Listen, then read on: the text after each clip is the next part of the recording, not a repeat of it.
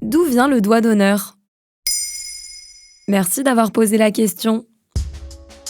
Bras d'honneur à l'Assemblée. Le ministre de la Justice, Éric Dupond-Moretti, s'est emporté le 7 mars 2023 lors du débat sur les auteurs de violences sexistes à l'Assemblée nationale. Le député Les Républicains, Olivier Marleix, a rappelé les affaires judiciaires de plusieurs ministres, dont celle du garde des Sceaux, accusé de prise illégale d'intérêt.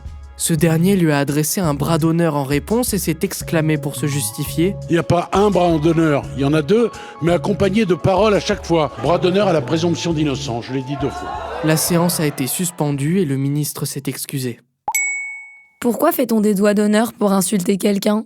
Les plus lointaines traces du doigt d'honneur proviennent de la Grèce antique. Cela s'appelait le katapigone. Le doigt levé symbolise le phallus et ce replié représente le scrotum. Ce geste a été popularisé par Diogène, l'un des philosophes les plus respectés d'Athènes au VIe siècle avant Jésus-Christ. Son mouvement philosophique, le cynisme, se caractérise par le mépris des conventions sociales, des tabous et de la morale dominante. Il se baladait nu, vivait dans un tonneau dans la rue et avait pour habitude d'insulter les passants par un doigt d'honneur. Lors d'un discours de l'homme politique Démosthène, on demande au philosophe ce qu'il en pense. Il raconte la scène ainsi. « Je leur montre mon doigt du milieu tendu en disant « Tel est celui qui gouverne le peuple d'Athènes ».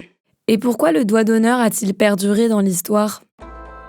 En effet, ce n'est pas l'origine antique du doigt d'honneur qui est le plus souvent retenue dans la société. Son origine la plus connue remonte à près de 2000 ans plus tard. La guerre de 100 ans oppose la France au Royaume-Uni de 1337 à 1453. Les soldats français sont réputés pour leurs armures lourdes et résistantes, tandis que l'armée anglaise mise sur la mobilité de ses archers. La torture était monnaie courante, et lorsqu'un Français capture un Anglais, il lui coupe l'index et le majeur pour ne plus pouvoir décocher de flèches.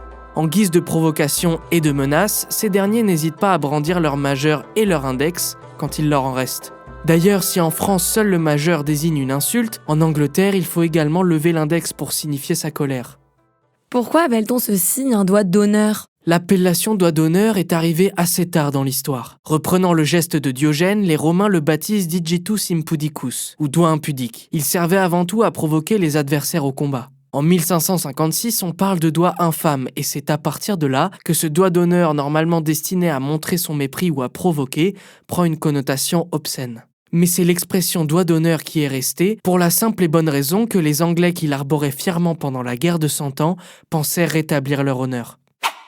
Et le doigt d'honneur existe-t-il autre part qu'en Europe ? Bien sûr, en Iran ou en Afghanistan, ne répondez pas oui à quelqu'un en levant le pouce par exemple. C'est le meilleur moyen d'être en proie à des représailles violentes, puisqu'en effet, c'est l'équivalent de notre doigt d'honneur. En Inde, ne rongez pas l'ongle de votre pouce devant quelqu'un. Cela signifie que vous l'insultez lui, ainsi que toute sa famille. En Amérique du Sud, et plus particulièrement au Brésil, le signe 0 avec les mains est une injure très grave. D'ailleurs, en Tunisie, ce signe est une menace de mort. À la différence du doigt d'honneur, le bras d'honneur est considéré comme encore plus insultant, car encore plus explicite sur le caractère sexuel de l'injure.